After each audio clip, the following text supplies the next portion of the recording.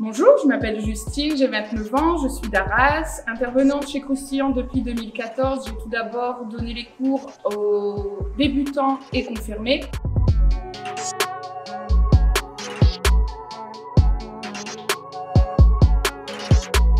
J'ai commencé la danse étant toute petite, j'ai fait tout ce qui était modern jazz, j'ai fait un mois de classique. Ensuite, je suis partie dans le hip-hop directement. Par la suite, j'ai donné des cours à des associations aux alentours d'Arras, tout ce qui est Bourrin, Art of Dance et d'autres petits stages et autres. Puis Yannick, le président de l'association Croustillant, a fait appel à moi afin de savoir si je voulais bien intervenir dans son association. Chose que j'ai acceptée très rapidement.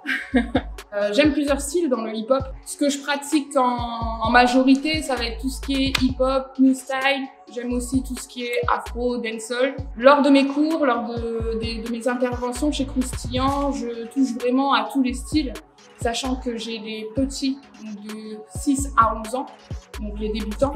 Pour moi, c'est important de leur apprendre différentes bases directement afin qu'ils puissent par la suite, quand ils deviendront confirmés et même peut-être avant intermédiaires, qu'ils puissent vraiment choisir une discipline, voire plusieurs hein, s'ils veulent, mais vraiment quelque chose où ils se perfectionnent là-dedans.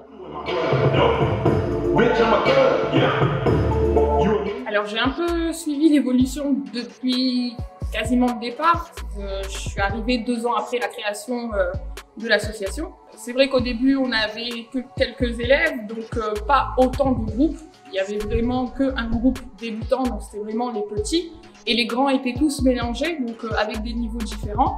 La danse à l'interne de l'association permet de faire évoluer les élèves, permet de leur faire prendre confiance et autres. Mais la danse à l'extérieur leur permet aussi de leur donner un peu des challenges, de leur dire ah ben cette personne j'ai aimé, j'ai envie d'arriver à son niveau, j'ai envie de pousser encore plus mon apprentissage et mes capacités, etc.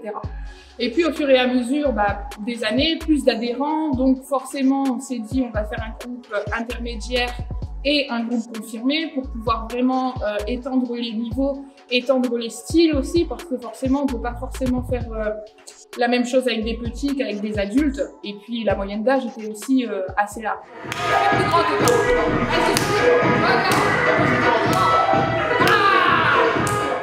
J'ai également vu l'association évoluer de par ses événements. Au début, on ne faisait que la fête de la musique. On était également